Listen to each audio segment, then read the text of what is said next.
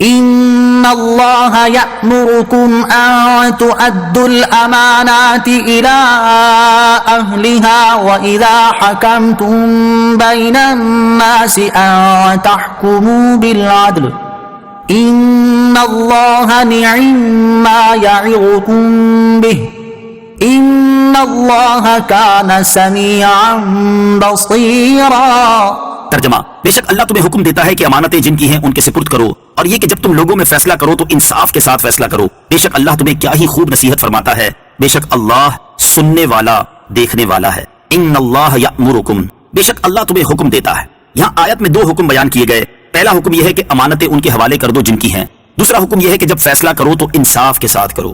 اسلامی تعلیمات کے شاہکار، یہ دونوں حکم اسلامی تعلیمات کے شاہکار ہیں اور امن و امان کے قیام اور حقوق کی ادائیگی میں مرکزی حیثیت رکھتے ہیں۔ دونوں کی کچھ تفصیل یوں ہے۔ نمبر 1، امانت کی ادائیگی۔ امانت کی ادائیگی میں بنیادی چیز تو مالی معاملات میں حقدار کو اس کا حق دے دینا ہے، البتہ اس کے ساتھ اور بھی بہت سی چیزیں امانت کی ادائیگی میں داخل ہیں، جیسے حضرت عبداللہ بن عباس رضی اللہ تعالی عنہما سے روایت ہے، رسول کریم صلی اللہ تعالی علیہ وسلم نے ارشاد فرمایا، جو مسلمانوں کا حاکم بنا پھر اس نے ان پر کسی ایسے شخص کو حاکم مقرر کیا جس کے بارے میں یہ خود جانتا ہے کہ اس سے بہتر اور اس سے زیادہ کتاب و سنت کا عالم مسلمانوں میں موجود ہے، تو اس نے اللہ تعالیٰ، اس کے رسول اور تمام مسلمانوں سے خیانت کی۔ نمبر 2، انصاف کے ساتھ فیصلہ کرنا۔ نظام عدل و عدالت کی روح ہی یہ ہے کہ انصاف کے ساتھ فیصلہ کیا جائے، فریقین میں سے اصلاً کسی کی رعایت نہ کی جائے۔ علماء نے فرمایا کہ حاکم کو چاہیے کہ 5 باتوں میں فریقین کے ساتھ برابر سلوک کرے۔ نمبر 1، اپنے پاس آنے میں جیسے ایک کو موقع دے دوسرے کو بھی دے۔ نمبر 2، نشست دونوں کو ایک جیسی دے۔ نمبر 3، دونوں کی طرف برابر متوجہ رہے۔ نمبر 4، کلام سننے میں ہر ایک کے ساتھ ایک ہی طریقہ رکھے۔ نمبر 5، فیصلہ دینے میں حق کی رعایت کرے، جس کا دوسرے پر حق ہو پورا پورا دلائے۔ حدیث شریف میں ہے کہ انصاف کرنے والوں کو قرب الہی میں نور کے ممبر عطا کیے جائیں گے۔ قاضی شریح رضی اللہ تعالیٰ عنہ کا عادلانہ فیصلہ۔ مسلمان قاضیوں نے اسلام کے عادلانہ نظام اور برحق فیصلوں کی ایسی عظیم الشان مثالیں قائم کی ہیں کہ دنیا ان کی نظیر پیش نہیں کر سکتی۔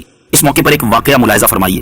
جنگ صفین کے موقع پر حضرت علی المرتضیٰ کرم اللہ تعالیٰ وجہ الکریم کی ایک ذرہ گم ہو گئی۔ بعد میں جب آپ کرم اللہ تعالیٰ وجہ الکریم کوفہ تشریف لائے تو وہ ذرہ ایک یہودی کے پاس پائی۔ اسے فرمایا، یہ ذرہ میری ہے، میں نے تمہیں بیچی ہے نہ تحفے میں دی ہے۔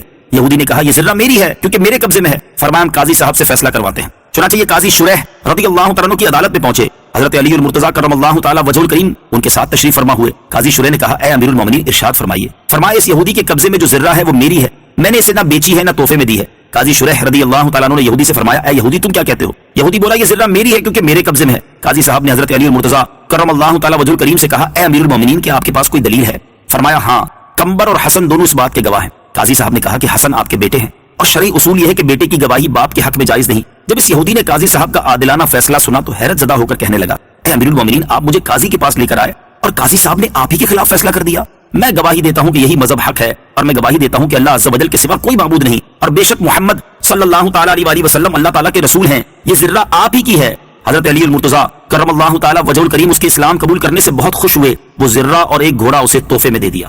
يا أيها الذين آمنوا أطيعوا الله وأطيعوا الرسول وأولي الأمر منكم فإن تنازعتم في شيء فردوه إلى الله والرسول إن كنتم تؤمنون بالله واليوم الآخر ذلك خير وأحسن تأويلا۔ ترجمہ: اے ایمان والو، اللہ کی اطاعت کرو اور رسول کی اطاعت کرو، اور ان کے جو تم میں سے حکومت والے ہیں۔ پھر اگر کسی بات میں تمہارا اختلاف ہو جائے تو اگر اللہ اور آخرت کے دن پر ایمان رکھتے ہو تو اس بات کو اللہ اور رسول کی بارگاہ میں پیش کرو، یہ بہتر ہے اور اس کا انجام سب سے اچھا ہے۔ وَأَطِيعُوا الرَّسُولَ، اور رسول کی اطاعت کرو۔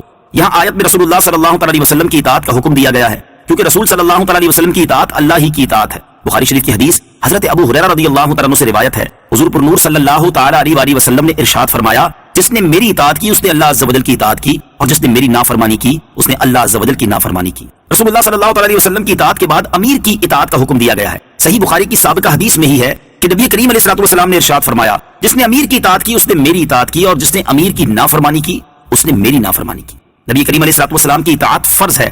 حضور سید المرسلین صلی اللہ تعالی علیہ وسلم کی اطاعت و فرما برداری فرض ہے۔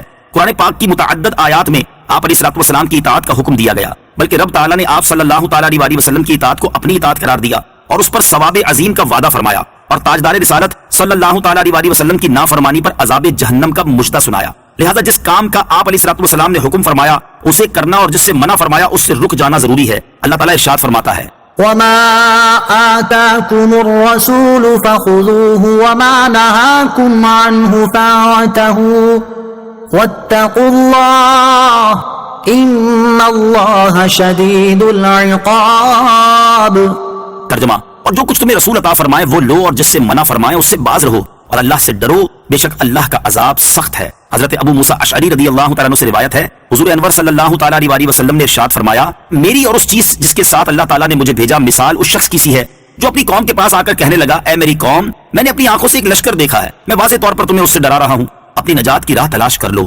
اب ایک گروہ اس کی بات مان کر مہلت سے فائدہ اٹھاتے ہوئے راتوں رات وہاں سے چلا گیا، وہ تو نجات پا گیا، اور ایک گروہ نے اس کی بات نہ مانی اور وہی رکا رہا، تو صبح کے وقت لشکر نے ان پر حملہ کر کے انہیں ہلاک کر دیا۔ تو جس نے میری اطاعت کی اور جو میں لایا اس پر عمل پیرا ہوا، وہ اس گروہ جیسا ہے جو نجات پا گیا، اور جس نے میری نافرمانی کی اور جو میں لایا اسے جھٹلایا، تو وہ اس گروہ کی طرح ہے جو نہ مان کر ہلاکت میں پڑا۔ اس آیت سے ثابت ہوا کہ مسلمان حکمرانوں کی اطاعت کا بھی حکم ہے جب تک وہ حق کے موافق رہیں، اور اگر حق کے خلاف حکم کریں تو ان کی اطاعت نہیں کی جائے گی۔ نیز اس آیت سے معلوم ہوا کہ احکام تین قسم کے ہیں، ایک وہ جو ظاہر کتاب یعنی قرآن سے ثابت ہو، دوسرے وہ جو ظاہر حدیث سے ثابت ہوں، اور تیسرے وہ جو قرآن و حدیث کی طرف قیاس کے ذریعے رجوع کرنے سے معلوم ہوں۔ آیت میں اولی الامر کی اطاعت کا حکم ہے، اس میں امام، امیر، بادشاہ، حاکم، قاضی، علماء سب داخل ہیں۔